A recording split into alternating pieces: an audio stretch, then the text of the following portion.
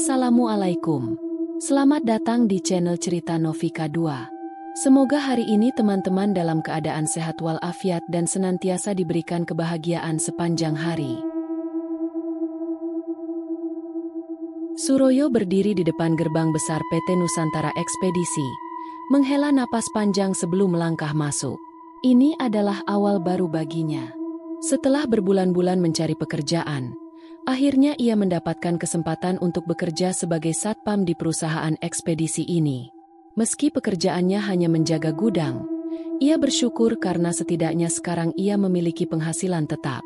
Langkahnya terasa mantap ketika ia melewati halaman perusahaan yang luas. Truk-truk besar berbaris di sepanjang jalur parkir. Beberapa di antaranya sedang memuat atau menurunkan barang. Bangunan utama berdiri kokoh di sisi kiri, sementara di sisi kanan, ia bisa melihat deretan gudang besar dengan pintu-pintu baja tinggi. Gudang-gudang itu tampak kokoh dan tertata rapi. Namun ada sesuatu tentang tempat ini yang membuatnya merasa sedikit aneh. Ia segera menuju pos satpam di dekat gerbang utama, di mana seorang pria berusia sekitar 50-an dengan tubuh tegap dan kumis tebal menyambutnya dengan tatapan tajam. "Kamu Suroyo?" tanyanya dengan suara berat. "Iya, Pak," jawab Suroyo sopan. "Saya Wardi, kepala keamanan di sini." Pria itu memperkenalkan diri. "Mulai hari ini, kamu bagian dari tim keamanan. Kerjamu di gudang, shiftnya bergilir, kadang siang, kadang malam. Paham?" "Paham, Pak," jawab Suroyo sigap. "Bagus." Wardi mengangguk. "Sekarang ikut saya. Saya kenalkan sama tempat kerja kamu." Suroyo mengikuti Wardi berjalan melewati area parkir menuju deretan gudang di sisi kanan perusahaan. Saat mereka berjalan, Wardi mulai menjelaskan tugas-tugas yang harus dilakukan. "Tugas utama kamu simpel. Pastikan tidak ada orang asing masuk ke gudang tanpa izin, pastikan barang aman, dan kalau ada masalah, segera lapor." Mereka tiba di sebuah area luas dengan 5 gudang besar yang berjajar rapi. Setiap gudang memiliki nomor di bagian atas pintu baja besar mereka. Gudang 1, Gudang 2, Gudang 3, Gudang 4, dan Gudang 5. Gudang 1 sampai 3 biasanya paling sibuk, karena barang keluar masuk hampir setiap hari. Gudang 5 tempat penyimpanan barang yang jarang dikirim, jelas Wardi. Suroyo mengangguk sambil memperhatikan setiap detail di sekelilingnya. Gudang-gudang itu memang tampak seperti gudang pada umumnya. Tapi ada satu hal yang menarik perhatiannya. "Kalau gudang 4 untuk apa, Pak?" tanyanya sambil menunjuk ke arah gudang di tengah. Wardi meliriknya sekilas, lalu kembali berjalan tanpa menjawab. "Udah, jangan banyak tanya. Pokoknya kerja aja yang benar," katanya singkat. Suroyo merasa ada sesuatu yang janggal dengan jawaban itu, tapi ia memilih untuk tidak bertanya lebih lanjut. Setelah berkeliling dan diperkenalkan ke beberapa staf lain, Suroyo mulai bertugas. Ia ditempatkan dalam shift malam bersama seorang satpam senior bernama Herman, pria berusia awal 40-an dengan tubuh sedikit tambun dan wajah ramah. Saat mereka duduk di pos satpam kecil dekat gudang, Herman mengajaknya mengobrol. "Gimana, Yo? Betah kerja di sini?" tanya Herman sambil menyeruput kopi dari termosnya. "Sejauh ini sih oke, Pak," jawab Suroyo. Herman tertawa kecil. "Jangan panggil saya Pak. Santai aja. Saya juga dulu kayak kamu. Satpam baru di sini. Lama-lama nanti terbiasa." Suroyo mengangguk. Malam itu cukup tenang. Hanya ada beberapa truk yang keluar masuk, dan sesekali terdengar suara petugas gudang yang masih bekerja di dalam. Tiba-tiba, Herman menurunkan suaranya sedikit. "Yo, saya kasih satu saran. Kalau kerja di sini, jangan terlalu banyak tanya soal hal-hal aneh," katanya sambil melirik ke arah gudang 4. Suroyo langsung menangkap maksudnya. "Kenapa dengan gudang 4? Herman menghela napas. "Pokoknya, ada beberapa aturan tak tertulis di sini. Salah satunya, jangan pernah masuk ke sana tanpa izin. Bahkan kalau pintunya kebuka sendiri, jangan masuk. Anggap aja nggak lihat." Suroyo merinding mendengar ucapan itu. "Pernah ada yang melanggar?" tanyanya hati-hati. Herman diam sejenak, lalu mengangguk. "Dulu ada satu satpam baru. Namanya Joko. Sama kayak kamu. Dia penasaran. Suatu malam, dia lihat pintu gudang 4 kebuka. Mungkin dia pikir ada maling atau sesuatu. Jadi dia masuk buat ngecek. Suroyo menelan ludah. Terus. Besok paginya, dia ditemukan pingsan di dalam gudang. Badannya penuh luka lebam. Dia nggak pernah cerita apa yang terjadi. Cuma bilang dia nggak mau kerja di sini lagi. Besoknya, dia langsung resign. Suroyo merasakan bulu kuduknya berdiri. Ia ingin menertawakan cerita itu sebagai sekadar mitos kantor. Tapi nada serius di suara Herman membuatnya sulit untuk tidak mempercayainya. Meskipun cerita Herman masih membekas di pikirannya, Suroyo tetap bekerja dengan profesional. Minggu pertama berlalu tanpa masalah berarti. Ia menjalani shift malam dengan rutin, melakukan patroli keliling gudang, mencatat kendaraan yang masuk dan keluar, serta mengawasi CCTV. Namun, ada beberapa hal aneh yang mulai ia perhatikan. Beberapa kali, saat ia sedang berjaga di pos satpam, ia mendengar suara langkah kaki di sekitar gudang, tetapi ketika ia mengeceknya, tidak ada siapapun di sana. Kadang, suara seperti seseorang menggeser peti kayu terdengar dari dalam gudang, tetapi ketika ia mengecek, semua barang masih dalam posisi semula. Yang paling membuatnya merinding adalah suatu malam ketika ia sedang patroli di sekitar gudang 4. Saat melewati pintunya, ia melihat sesuatu yang aneh. Pintu baja itu sedikit terbuka. Jantungnya berdebar. Kata-kata Herman kembali terngiang di kepalanya. Bahkan kalau pintunya kebuka sendiri, jangan masuk. Anggap aja nggak lihat. Suroyo berdiri diam sejenak, mencoba berpikir rasional. Mungkin ada pegawai gudang yang lupa mengunci pintu, atau mungkin angin. Namun, sebelum ia bisa memutuskan apa yang harus dilakukan, suara lirih terdengar dari dalam gudang. Tolong! Suroyo merasa darahnya membeku. Itu suara seseorang. Pelan, seperti bisikan. Ia menelan ludah, lalu menyalakan senter dan mengarahkan cahayanya ke celah pintu. Kosong.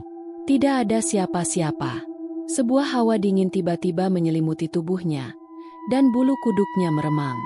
Ia merasa seperti sedang diperhatikan, meskipun tidak ada orang di sana. Dengan cepat, ia mundur beberapa langkah dan memutuskan untuk tidak melakukan apapun. Ia tidak tahu apa yang terjadi di dalam gudang 4, dan ia tidak ingin mengetahuinya. Malam itu, ia berjaga dengan rasa was-was yang belum pernah ia rasakan sebelumnya. Keesokan paginya, saat pergantian shift, seorang satpam senior bernama Darto menghampirinya. Suroyo, gimana kerjaan? Betah? Tanya Darto sambil menghirup kopi panasnya. Suroyo ragu sejenak, tapi kemudian menjawab. Lumayan, Pak. Cuma, ada beberapa hal yang agak aneh. Darto tersenyum tipis. Saya tahu, saya juga pernah ngalamin. Suroyo menatapnya dengan penuh pertanyaan. Jadi, semua orang di sini tahu soal itu. Darto meletakkan gelas kopinya, lalu mencondongkan tubuhnya sedikit ke depan. Di sini, ada aturan tak tertulis. Yo, jangan melanggar. Jangan penasaran sama hal-hal yang gak perlu. Kalau ada sesuatu yang aneh, cukup diam saja dan lanjutkan kerjaanmu. Suroyo menelan ludah. Sepertinya, ia baru saja memasuki dunia yang lebih dari sekadar pekerjaan biasa.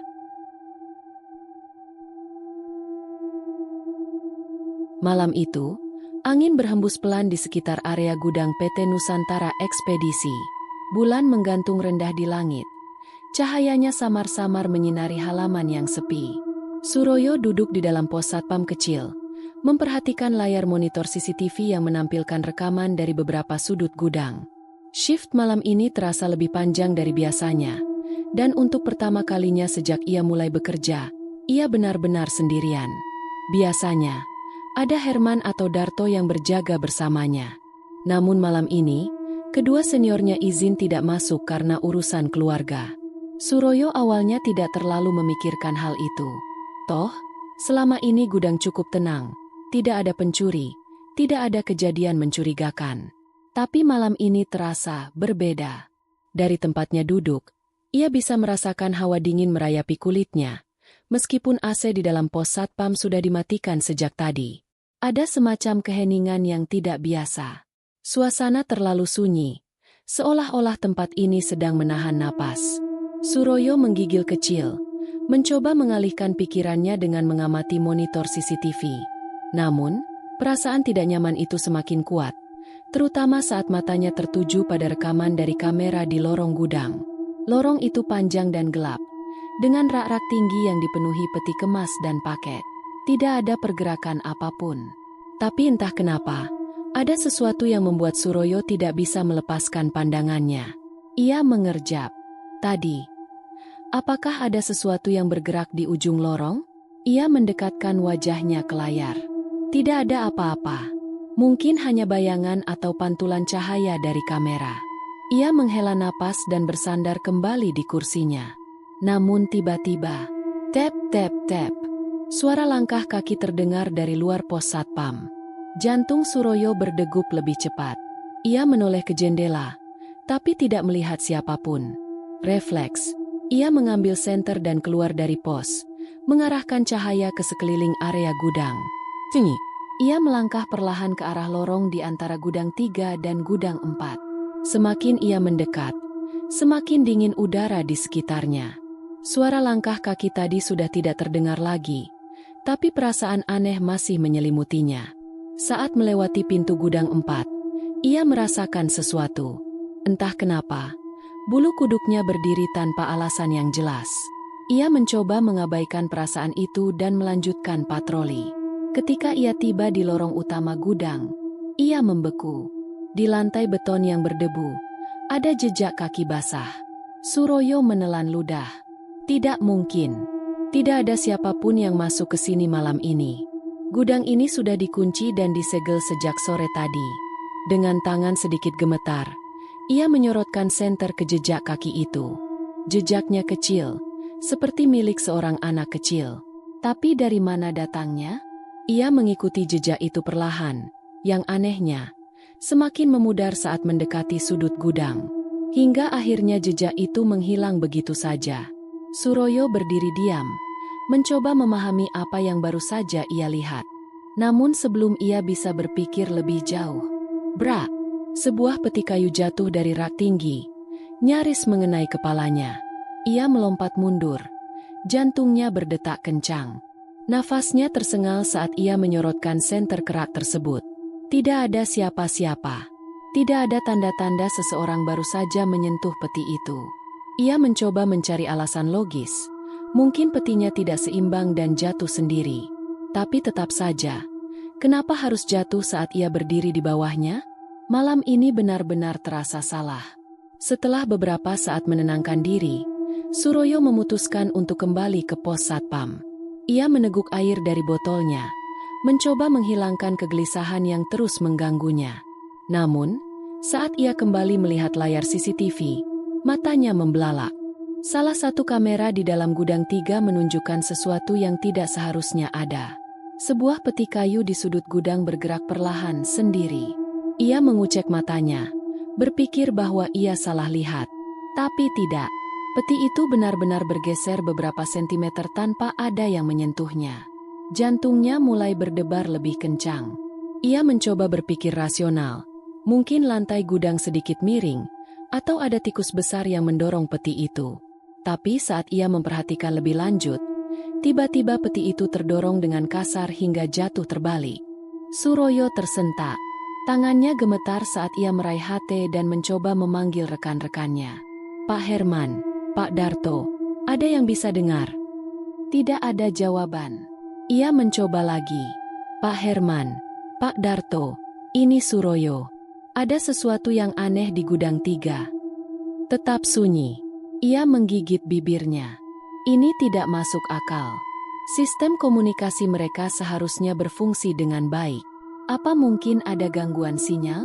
Suroyo kembali mengalihkan perhatiannya ke layar CCTV. Dan saat itu juga ia menyadari sesuatu yang lebih mengerikan. Di rekaman kamera yang mengarah ke gudang 4, ada bayangan hitam yang bergerak perlahan di antara rak-rak tinggi. Sosoknya samar, lebih mirip kabut gelap daripada manusia. Tapi yang membuatnya semakin ngeri adalah, Saat ia mencoba menyorot kamera dari sudut lain, sosok itu tidak terlihat sama sekali. Di layar CCTV, bayangan itu ada. Tapi ketika ia mengarahkan senter ke area tersebut dari pos Satpam, tidak ada apa-apa di sana. Seolah-olah sesuatu sedang bersembunyi di balik rekaman.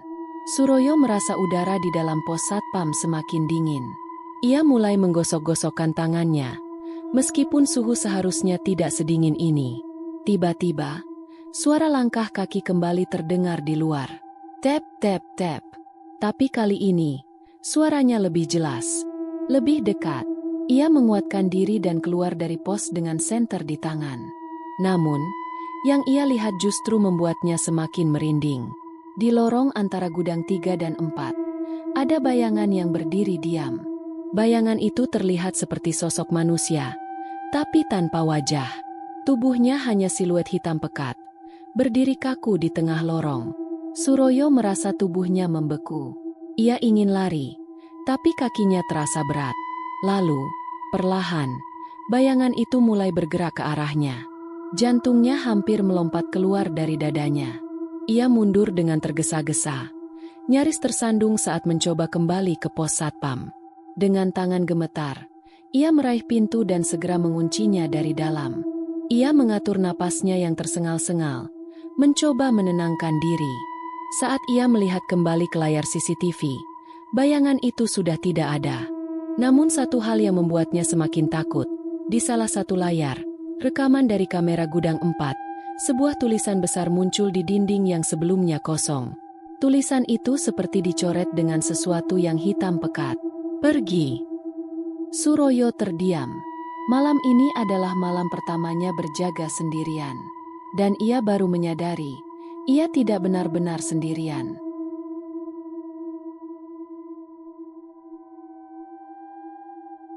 Malam terasa begitu panjang bagi Suroyo.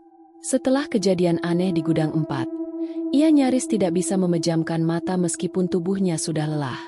Berulang kali ia memastikan bahwa pintu pos Satpam terkunci rapat dan lampu menyala terang.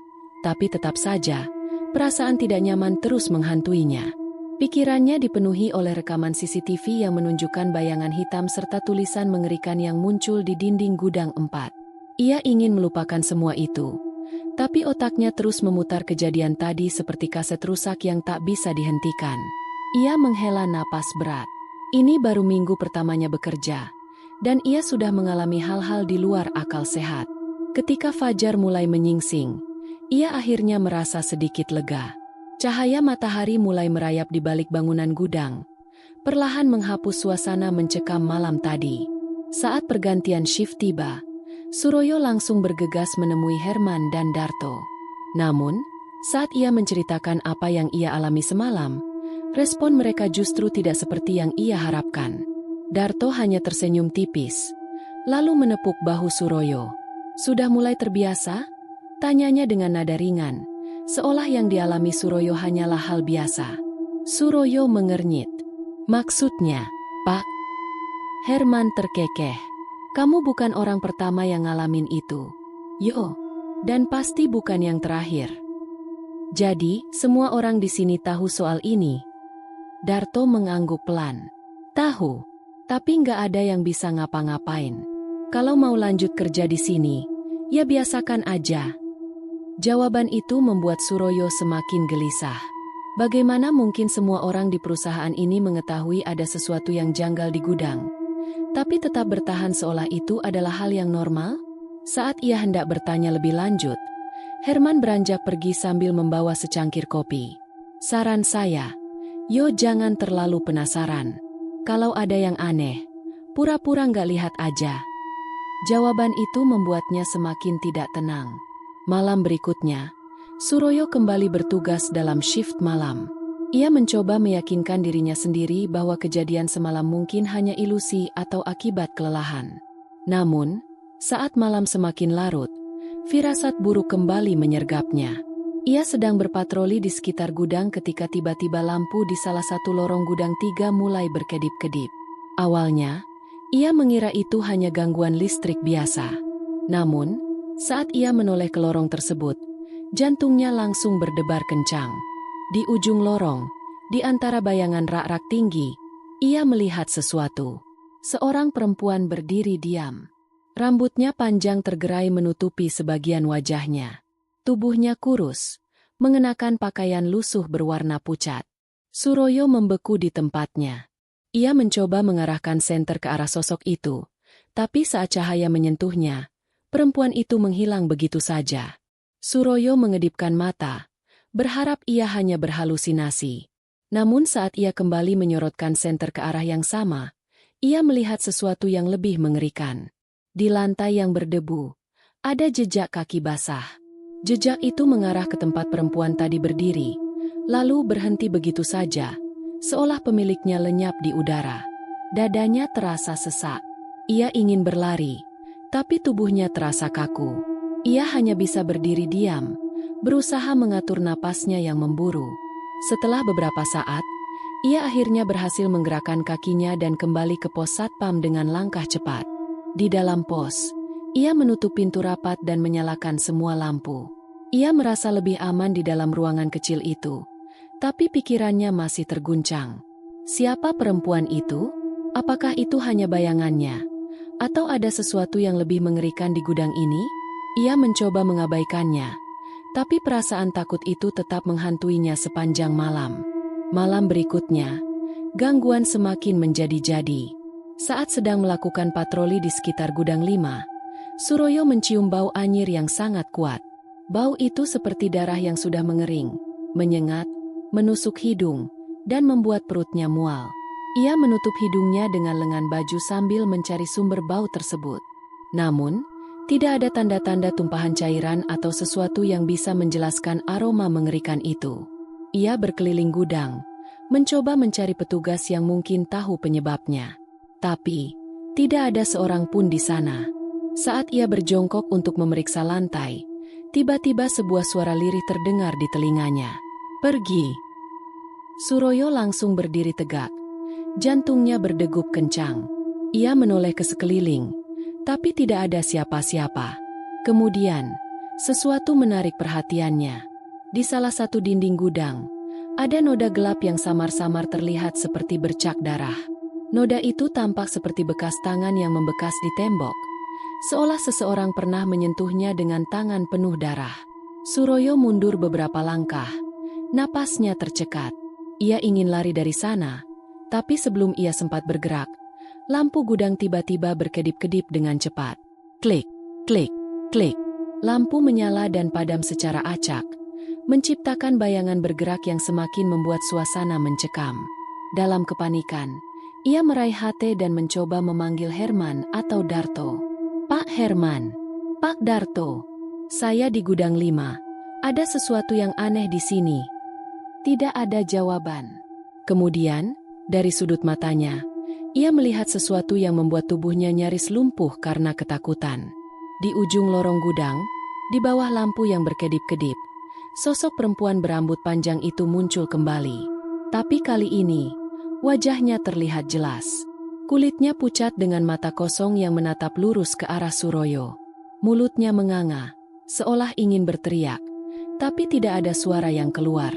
Lalu, dengan gerakan yang perlahan namun pasti, perempuan itu mulai melangkah ke arahnya. Suroyo tidak berpikir dua kali. Ia langsung berbalik dan berlari keluar dari gudang. Jantungnya hampir melompat keluar dari dadanya. Ia tidak peduli lagi dengan tugasnya. Yang ia inginkan hanyalah keluar dari sana secepat mungkin.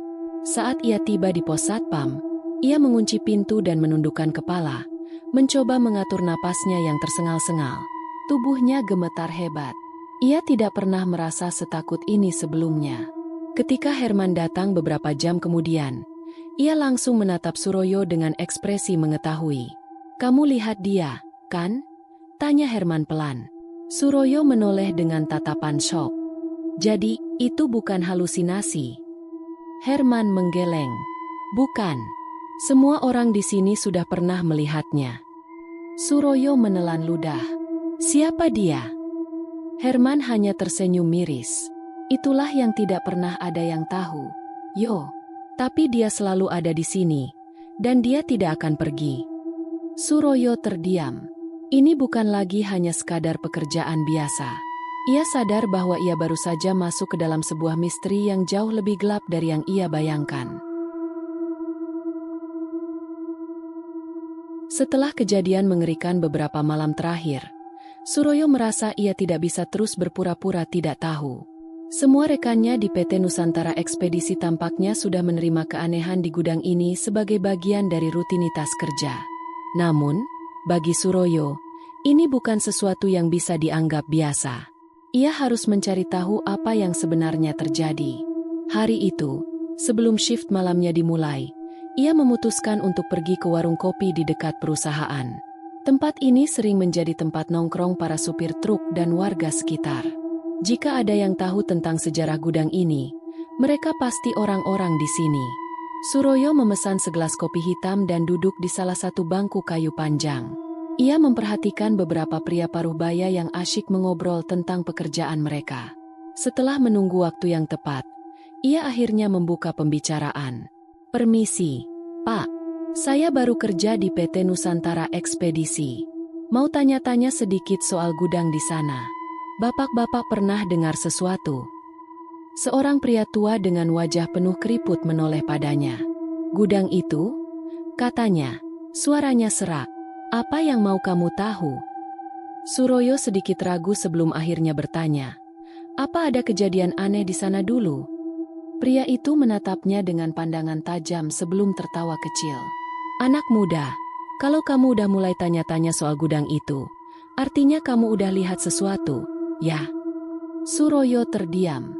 Sepertinya, ia tidak perlu menjelaskan panjang lebar. Pria itu sudah tahu. Seorang pria lain, yang duduk di sudut warung, menimpali dengan suara pelan.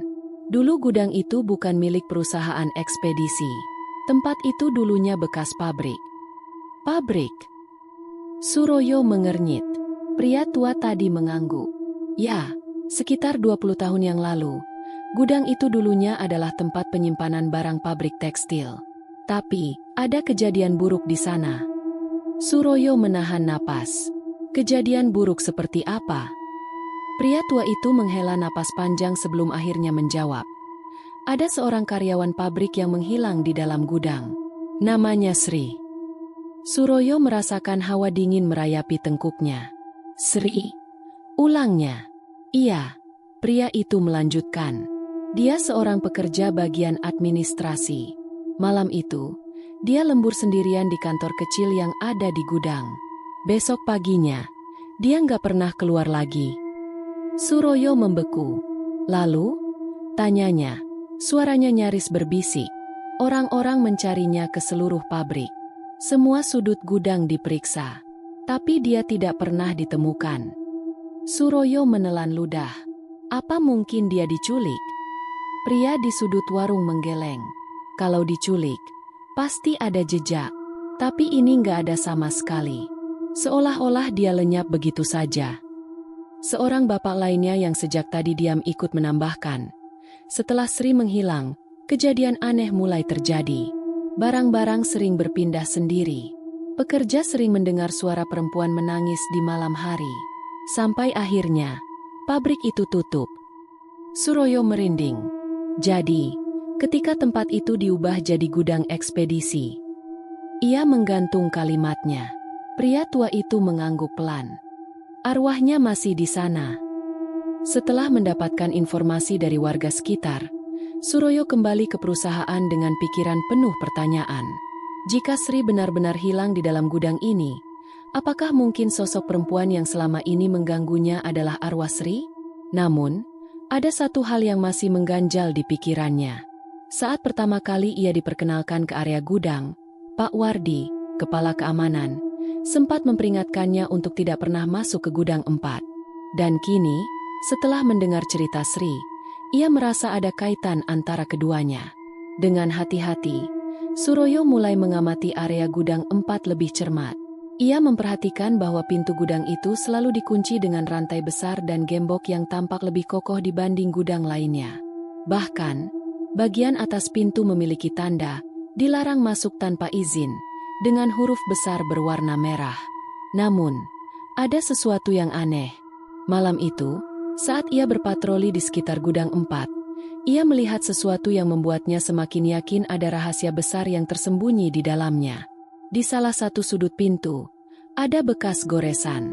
Bekas itu terlihat seperti cakaran, panjang dan dalam, seolah seseorang pernah mencoba menggaruk atau merobek pintu baja tersebut.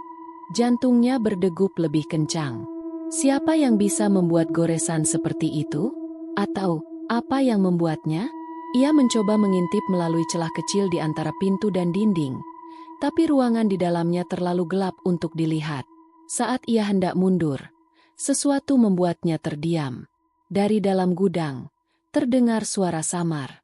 "Tolong!" Napas Suroyo tercekat. Itu suara perempuan. Suaranya pelan, hampir seperti bisikan, tapi jelas terdengar di telinganya. Tubuhnya terasa membeku. Ia tahu ia harus pergi, tapi sesuatu dalam dirinya ingin tahu lebih dalam. Apakah mungkin suara itu adalah suara Sri? Ia mencoba mengatur napasnya, lalu dengan tangan gemetar, ia mengetuk pintu gudang pelan. Tidak ada jawaban. Tapi tiba-tiba, rantai yang mengunci pintu bergetar sendiri. Klak, klak, klak. Suroyo langsung mundur selangkah. Jantungnya berdetak liar. Tidak ada angin. Tidak ada siapa-siapa di sana. Tapi rantai itu bergerak seolah ada seseorang yang mengguncangnya dari dalam. Saat itu juga, hawa dingin menyelimuti tubuhnya, jauh lebih dingin dari sebelumnya. Dan di sudut matanya, ia melihat sesuatu. Di lantai beton di depan gudang 4, samar-samar muncul jejak kaki basah. Jejak itu bukan berasal dari kakinya. Itu datang dari dalam gudang. Suroyo langsung berlari kembali ke pos satpam tanpa menoleh ke belakang. Keesokan paginya, Suroyo langsung mencari Herman dan Darto. Ia tidak peduli jika ia terdengar gila. Ia harus tahu apa yang sebenarnya terjadi. "Pak Herman, saya mau tanya," katanya dengan suara serius. "Kenapa gudang 4 selalu dikunci?" Herman dan Darto saling bertukar pandang. "Yo, kamu nggak seharusnya tahu ini," kata Herman pelan. "Saya sudah melihatnya." Suroyo bersikeras. "Saya dengar suara dari dalam gudang. Saya lihat rantai pintu bergerak sendiri. Saya juga menemukan jejak kaki basah. Ada sesuatu di dalam sana, kan?" Darto menghela napas. "Yo, apapun yang kamu dengar atau lihat, lebih baik kamu lupakan." "Tidak bisa," Suroyo membantah. "Saya tahu tentang Sri. Saya tahu dia menghilang di gudang ini. Apa yang sebenarnya terjadi? Apa ada hubungannya dengan gudang 4? Herman menatapnya lama sebelum akhirnya mengangguk. "Dulu, sebelum pabrik ini tutup, ada satu ruangan kecil di dalam gudang 4. Ruangan itu digunakan sebagai kantor Sri. Di sanalah dia terakhir kali terlihat." Suroyo merinding. Dari dulu, nggak ada yang berani membuka gudang 4. Setiap kali ada yang mencoba, pasti ada yang celaka, lanjut Darto. Makanya, perusahaan memilih menguncinya selamanya. Suroyo terdiam. "Jadi, apakah itu berarti Sri masih di sana? Apakah ia terjebak di dalam gudang 4 selama ini?" Pertanyaan-pertanyaan itu terus berputar di kepalanya. Dan satu hal yang ia sadari, ia tidak bisa berhenti sampai ia menemukan jawabannya.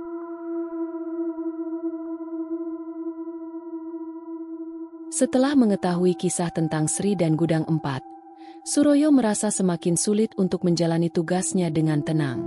Malam-malamnya kini dipenuhi dengan rasa waspada yang berlebihan. Setiap suara kecil, setiap bayangan yang bergerak, selalu membuatnya merasa seolah-olah ada sesuatu yang mengintai dari kegelapan. Namun, itu baru permulaan. Gangguan yang ia alami semakin nyata dan semakin sering. Jika sebelumnya ia hanya mendengar suara-suara samar dan melihat bayangan sekilas, kini semua terasa lebih dekat, lebih menyeramkan, dan lebih sulit untuk diabaikan. Malam itu, Suroyo sedang berjaga sendirian di pos satpam. Angin bertiup lembut, membawa hawa dingin yang menusuk kulit. Ia duduk dengan tangan menopang dagu, mencoba untuk tetap waspada, meski kantuk mulai menyerangnya. Namun, rasa kantuk itu hilang seketika ketika ia mendengar sesuatu. "Suroyo!" Suara itu berbisik, lirih namun jelas, seolah diucapkan tepat di samping telinganya. Suroyo langsung tegak. Matanya bergerak cepat ke sekeliling, memastikan bahwa tidak ada siapapun di sekitarnya.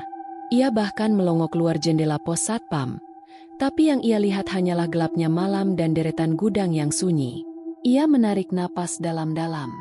Mungkin aku cuma berhalusinasi, pikirnya. Namun, sebelum ia sempat merasa lebih tenang, suara itu terdengar lagi. Suroyo. Kali ini, suaranya terdengar lebih dekat, hampir seperti seseorang berbisik tepat di belakangnya. Jantungnya berdegup kencang. Dengan tangan gemetar, ia meraih senter dan berbalik dengan cepat. Kosong. Tidak ada siapa-siapa di sana. Namun, sesuatu di lantai membuatnya semakin ketakutan. Jejak kaki basah. Jejak itu berawal dari tengah ruangan dan mengarah ke pintu keluar. Seolah-olah ada seseorang yang baru saja berdiri di belakangnya, lalu berjalan pergi. Tubuhnya terasa kaku. Udara di dalam pos satpam tiba-tiba menjadi jauh lebih dingin. Ia bisa merasakan napasnya sendiri yang berat dan cepat. Dalam kepanikan, ia meraih HT dan mencoba menghubungi Herman. Pak Herman, Pak Darto, saya butuh bantuan di pos satpam. Suaranya terdengar gemetar. Namun, seperti sebelumnya, tidak ada jawaban. Yang terdengar justru sesuatu yang lebih menyeramkan. Dari HT yang seharusnya hanya mengeluarkan suara manusia, terdengar bisikan halus. Tolong aku. Suroyo membanting HT-nya ke meja dan langsung keluar dari pos satpam. Napasnya tersengal. Ia tahu sekarang, makhluk itu tidak lagi hanya mengganggu dari jauh. Ia sudah mulai mendekat. Setelah kejadian di pos satpam, Suroyo merasa tidak bisa lagi duduk diam. Ia memutuskan untuk berpatroli, berharap bahwa dengan bergerak, ia bisa mengusir rasa takut yang menggigit pikirannya. Namun, begitu ia sampai di area gudang, sesuatu yang lebih menyeramkan terjadi. Pintu gudang 4, yang selalu dikunci dengan rantai besar, terbuka sedikit. Ia menelan ludah. Tidak mungkin. Tadi sore, pintu ini masih terkunci rapat. Hatinya berdebat. Haruskah ia mendekat dan melihat ke dalam? Atau sebaiknya ia berbalik dan pura-pura tidak melihat apa-apa? Namun sebelum ia sempat mengambil keputusan, pintu itu bergerak lagi. Kreyek! Pintu baja itu terbuka sedikit lebih lebar, seolah ada seseorang di dalam yang mengundangnya masuk. Saat itulah ia melihatnya. Di dalam kegelapan gudang 4, sesosok perempuan berdiri. Rambutnya panjang, tergerai menutupi sebagian wajahnya. Pakaiannya lusuh dan kotor. Wajahnya pucat, dan matanya kosong menatap lurus ke arahnya. Suroyo tidak bisa bergerak. Napasnya tercekat. Namun sebelum ia sempat bereaksi lebih jauh, perempuan itu menghilang begitu saja. Pintu gudang 4 pun tertutup kembali dengan keras. Bruk! Suroyo tersentak mundur. Tangannya gemetar, tubuhnya terasa lemas. Ia ingin berlari, tapi kakinya terasa berat. Namun, yang paling mengerikan adalah bau yang tiba-tiba menyengat hidungnya. Bau anyir, bau darah. Setelah malam yang mengerikan itu, Suroyo akhirnya tertidur di pos satpam menjelang pagi. Namun, tidurnya jauh dari kata nyenyak. Ia bermimpi. Dalam mimpinya, ia berdiri di dalam gudang 4. Namun, tempat itu terlihat berbeda. Tidak ada rak-rak berisi barang ekspedisi. Sebagai gantinya, ada meja kerja kecil dan tumpukan berkas. Ruangan itu tampak seperti kantor. Di sudut ruangan, seorang perempuan duduk dengan kepala tertunduk. Wajahnya tersembunyi oleh rambut panjangnya. Perlahan, perempuan itu mengangkat kepalanya. Saat itulah Suroyo melihat wajahnya. Itu Sri. Matanya merah dan berair. Wajahnya dipenuhi luka lebam yang mengerikan. Ia membuka mulutnya, seolah ingin berbicara. Namun yang keluar hanyalah suara serak yang menyayat telinga. Mereka membunuhku. Suroyo terbangun dengan tubuh basah oleh keringat. Dadanya naik turun dengan cepat. Jantungnya berdetak begitu keras hingga terasa menyakitkan. Ia merasakan hawa dingin yang aneh di sekitarnya. Saat ia menoleh ke meja di pos satpam, ia melihat sesuatu yang membuatnya hampir pingsan. Sebuah kalimat tertulis di atas meja dengan goresan hitam. Tolong aku. Setelah mimpi buruk itu, Suroyo merasa ia tidak bisa lagi bekerja di sini. Namun sebelum ia sempat mengajukan pengunduran diri, ia mendengar kabar mengejutkan dari Herman. Sari resign, kata Herman saat mereka sedang duduk di warung kopi dekat perusahaan. Suroyo terkejut. Sari? Satpam shift siang itu. Herman mengangguk sambil menyeruput kopinya. Dia nggak kasih alasan. Tiba-tiba aja keluar. Padahal dia udah kerja di sini 5 tahun. Suroyo merasakan hawa dingin di tengkuknya. Apa dia pernah lihat sesuatu? Darto, yang duduk di sebelah mereka, menyahut pelan. Dengar-dengar, dia sempat lihat sesuatu di CCTV beberapa malam yang lalu. Setelah itu, dia mulai sering sakit-sakitan, lalu tiba-tiba resign. Suroyo terdiam. Apakah semua orang yang mengalami gangguan di tempat ini akan berakhir seperti itu? Apakah nasibnya akan sama seperti Sari? Atau lebih buruk? Apakah ia akan menjadi korban berikutnya?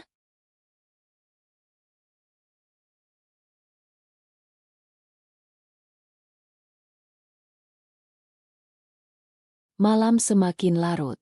Angin bertiup pelan di sekitar gudang PT Nusantara Ekspedisi, membawa hawa dingin yang menusuk kulit. Di pos satpam, Suroyo duduk diam dengan napas tertahan. Pikirannya berputar-putar tanpa henti, mencoba menyatukan potongan-potongan misteri yang selama ini mengusiknya. Gudang 4. Suara-suara aneh. Jejak kaki basah. Sosok perempuan berambut panjang. Dan pesan yang terus-menerus muncul. Tolong aku. Semuanya mengarah pada satu hal. Sri. Dari informasi yang ia dapatkan dari warga sekitar, Sri adalah seorang pegawai administrasi yang menghilang secara misterius 20 tahun lalu di dalam gudang ini. Tidak ada yang pernah menemukan jasadnya, dan sejak saat itu, berbagai kejadian aneh terus terjadi. Kini, Suroyo merasa bahwa Sri sedang mencoba berkomunikasi dengannya. Namun, ada satu pertanyaan besar yang terus mengganggu pikirannya. Apa yang sebenarnya terjadi pada Sri? Ia tahu satu-satunya cara untuk mendapatkan jawaban adalah dengan masuk ke gudang 4. Jam menunjukkan pukul 2 dini hari. Suasana di area gudang benar-benar sunyi.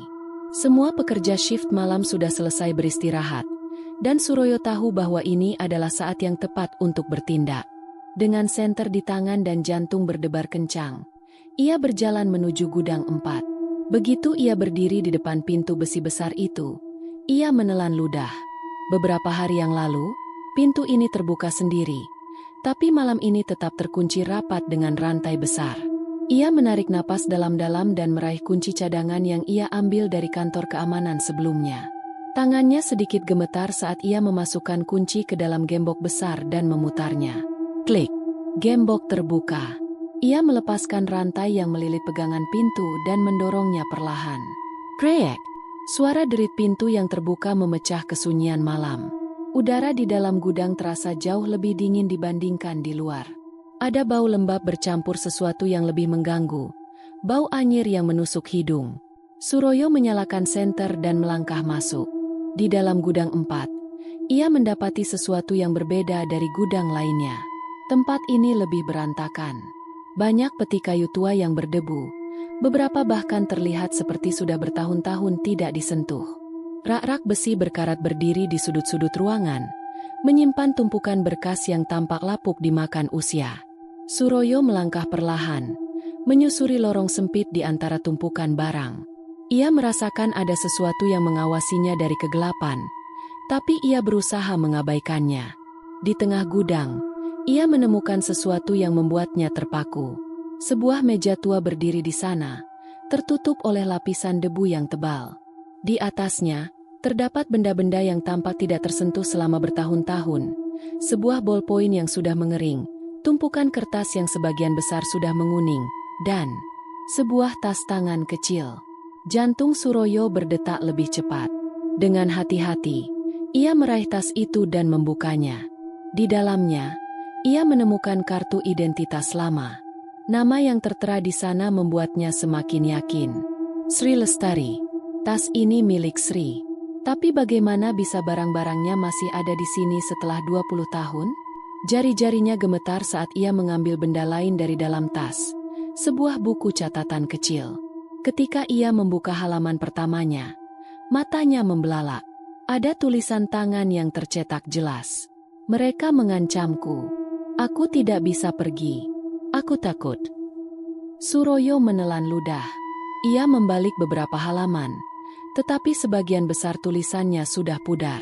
Namun, satu kalimat yang tertulis di halaman terakhir benar-benar membuat bulu kuduknya berdiri.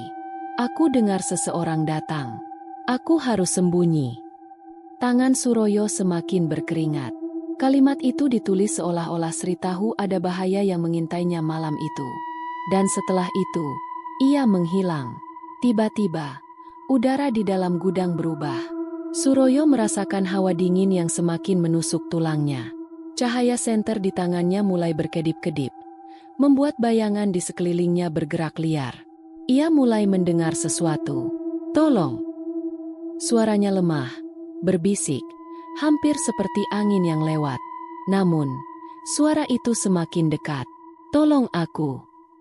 Suroyo menoleh ke sekeliling dengan panik, mencari sumber suara. Lalu, ia melihatnya. Di sudut ruangan yang gelap, tepat di samping rak besi yang berkarat, sesosok perempuan berdiri diam. Tapi kali ini, ia tidak hanya sekilas. Sosok itu menampakkan dirinya sepenuhnya. Kulitnya pucat kebiruan, rambut panjangnya kusut dan basah, seolah baru saja keluar dari air. Matanya hitam pekat, kosong tanpa cahaya. Wajahnya penuh dengan luka lebam mengerikan, dan bibirnya bergetar seolah ingin berbicara. Namun yang lebih mengerikan adalah tubuhnya. Pakaian yang ia kenakan compang-camping, dan di bagian perutnya terdapat noda hitam kemerahan, seperti darah yang sudah mengering selama bertahun-tahun. Suroyo tidak bisa bergerak. Ia ingin lari, ingin menjerit, tapi tubuhnya membeku di tempat. Perempuan itu mulai berjalan ke arahnya. Langkahnya pelan tapi pasti. Setiap langkah yang ia ambil meninggalkan jejak kaki basah di lantai berdebu. Suroyo ingin mundur, tapi kakinya terasa berat. Ia hanya bisa berdiri diam, menatap sosok itu yang semakin mendekat. Ketika sosok itu akhirnya berhenti hanya beberapa langkah di depannya, ia membuka mulutnya dengan suara parau. Aku dibunuh. Mata Suroyo membesar. Perempuan itu mengangkat tangannya yang gemetar, menunjuk ke lantai di dekat mereka. Suroyo menundukkan kepalanya, dan saat itu juga, ia melihat sesuatu yang membuat tubuhnya bergetar hebat. Ada bekas darah kering di lantai. Tidak hanya itu, lantai di area itu tampak sedikit berbeda dari sekitarnya, seolah pernah dibongkar dan ditutup kembali. Suroyo tersentak. Apakah ini tempat di mana Sri dikuburkan? Saat ia mengangkat kepalanya lagi, sosok Sri kini hanya berjarak beberapa senti dari wajahnya. Ia bisa melihat luka di wajahnya dengan jelas, bisa merasakan hawa dingin yang keluar dari tubuhnya. Dan saat ia menatap matanya yang kosong, sesuatu menembus pikirannya. Sebuah kilasan peristiwa. Dalam pikirannya, Suroyo melihat bayangan masa lalu. Malam itu, Sri bekerja sendirian di dalam kantor kecil di gudang 4. Ia tampak gelisah, sesekali melirik ke pintu, seolah takut sesuatu akan terjadi. Tiba-tiba, seseorang masuk ke dalam gudang. Sosok itu tinggi, mengenakan seragam pabrik. Wajahnya tidak terlihat jelas. Sri tampak ketakutan. Ia mencoba mundur, tetapi sosok itu mendekatinya dengan cepat. Lalu, segalanya berubah menjadi kekacauan. Sri menjerit. Ia berusaha melawan, tapi pria itu lebih kuat. Terdengar suara benturan keras. Lalzi, pria itu berdiri diam, memandangi tubuh Sri yang tergeletak di lantai. Lalu, dengan tergesa-gesa, ia mulai menggali lantai beton di sudut ruangan. Ia bekerja cepat, dengan panik, sebelum akhirnya menguburkan tubuh Sri di tempat itu. Suroyo tersentak kembali ke dunia nyata. Sosok Sri masih berdiri di depannya, matanya penuh dengan penderitaan.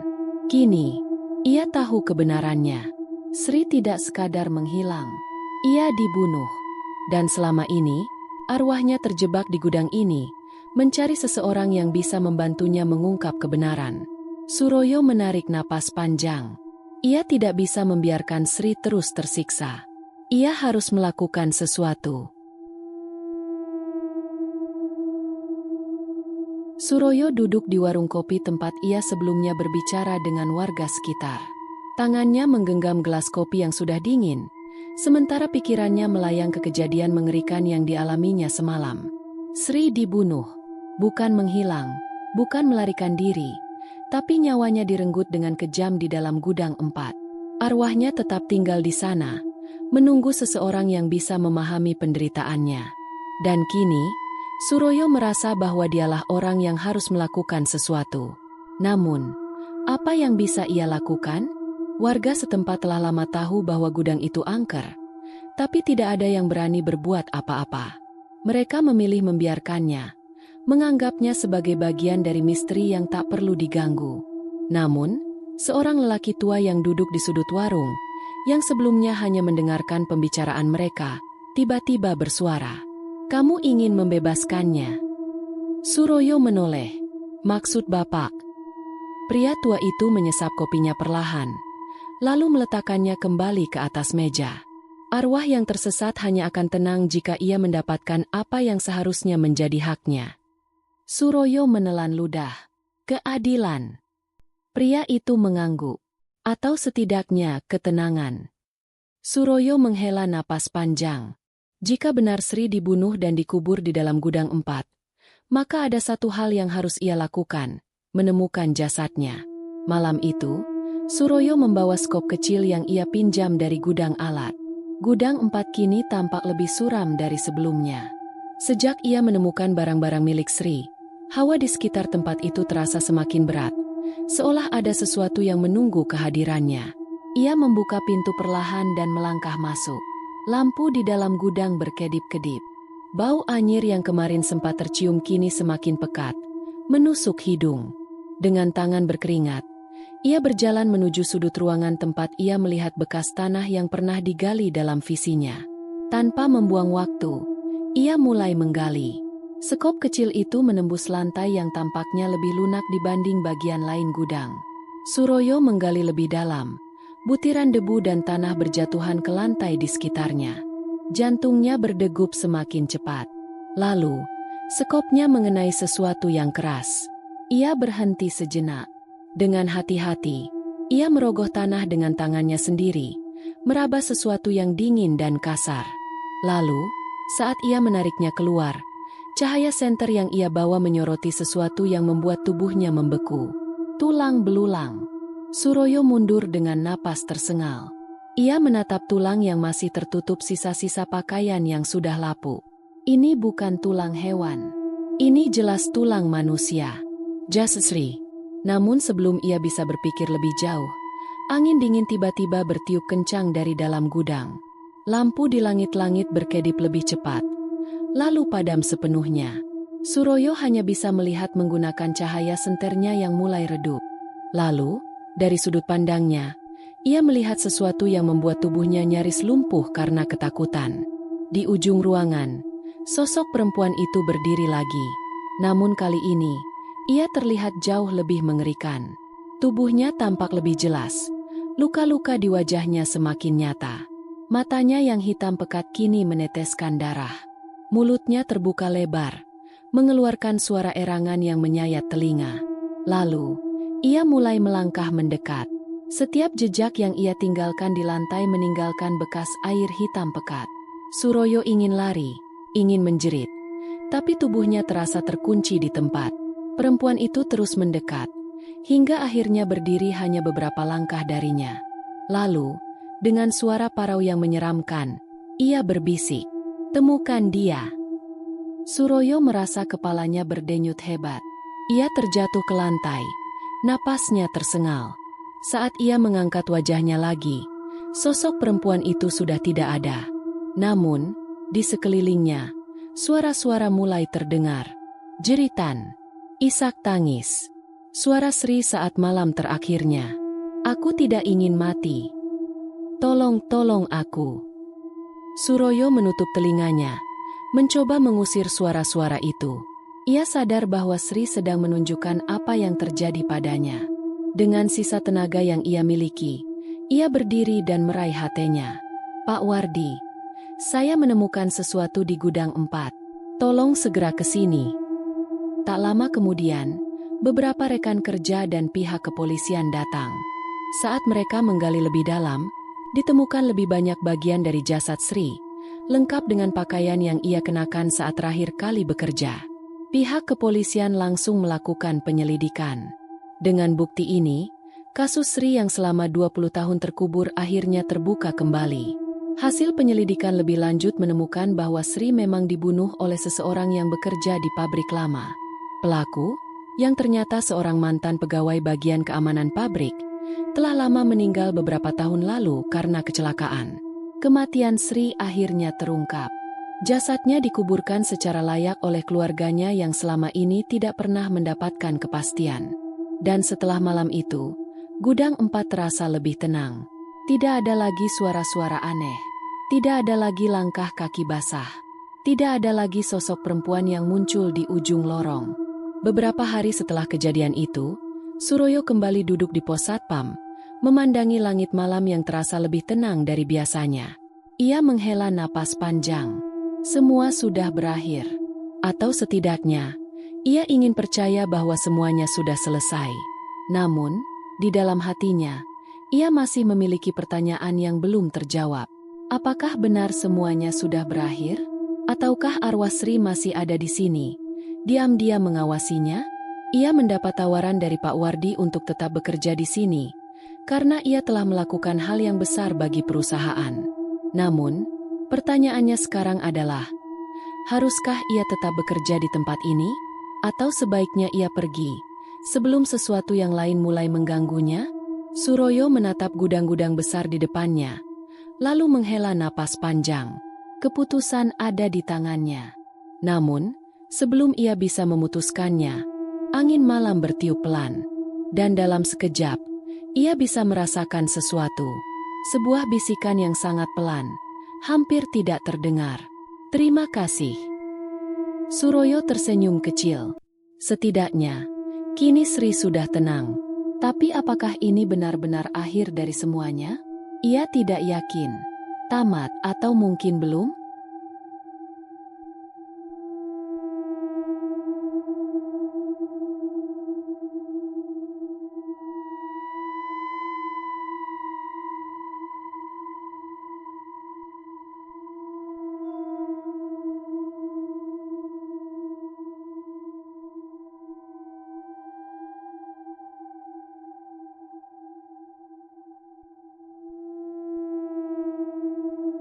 Demikian cerita hari ini. Semoga teman-teman dapat terhibur dan dapat mengambil hikmah kebaikan isi di dalamnya. Jangan lupa juga bagikan cerita ini kepada teman-teman yang lain agar mereka juga bisa mendapatkan hiburan yang sama. Mohon maaf apabila ada kesalahan kata dan ucapan kami dalam membacakan cerita ini. Terima kasih dan wassalamualaikum.